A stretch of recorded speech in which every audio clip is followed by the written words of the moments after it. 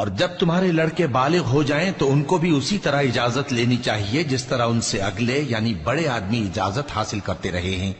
اس طرح اللہ تم سے اپنی آیتیں کھول کھول کر بیان فرماتا ہے، اور اللہ جاننے والا ہے، حکمت والا ہے۔ اور بڑی عمر کی عورتیں جن کو نکاح کی توقع نہیں رہی اور وہ زائد کپڑے اتار کر سر ننگا کر لیا کریں تو ان پر کچھ گناہ نہیں، بشرطے کہ اپنی زینت کی چیزیں نہ ظاہر کریں، اور اگر اس سے بھی بچیں تو یہ ان کے حق میں بہتر ہے،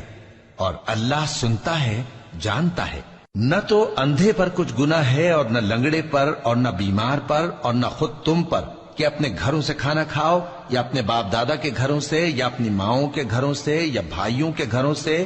یا اپنی بہنوں کے گھروں سے یا اپنے چچاؤں کے گھروں سے یا اپنی پھوپھیوں کے گھروں سے یا اپنے ماموؤں کے گھروں سے یا اپنی خالاؤں کے گھروں سے یا اس گھر سے جس کی کنجیاں تمہارے ہاتھ میں ہوں یا اپنے دوستوں کے گھروں سے، اور اس کا بھی تم پر کچھ گناہ نہیں کہ سب مل کر کھانا کھاؤ یا جدا جدا۔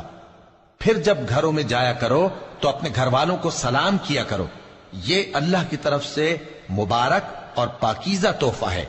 اس طرح اللہ اپنی آیتیں کھول کھول کر بیان فرماتا ہے تاکہ تم سمجھو۔ مومن تو وہ ہیں جو اللہ پر اور اس کے رسول پر ایمان لائے، اور جب کبھی ایسے کام کے لیے جو جمع ہو کر کرنے کا ہو پیغمبر کے پاس جمع ہوں تو ان سے اجازت لیے بغیر چلے نہیں جاتے۔ اے پیغمبر، جو لوگ تم سے اجازت حاصل کرتے ہیں وہی اللہ پر اور اس کے رسول پر ایمان رکھتے ہیں، سو جب یہ لوگ تم سے کسی کام کے لیے اجازت مانگا کریں تو ان میں سے جسے چاہا کرو اجازت دے دیا کرو، اور ان کے لیے اللہ سے بخشش مانگا کرو، کچھ شک نہیں کہ اللہ بخشنے والا ہے، مہربان ہے۔ مومنو،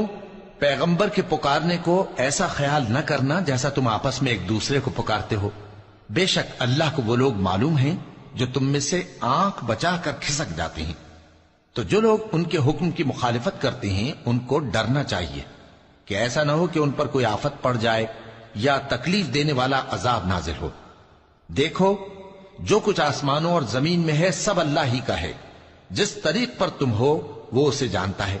اور جس روز لوگ اس کی طرف لوٹائے جائیں گے تو جو عمل وہ کرتے رہے وہ ان کو بتا دے گا، اور اللہ ہر چیز سے واقف ہے۔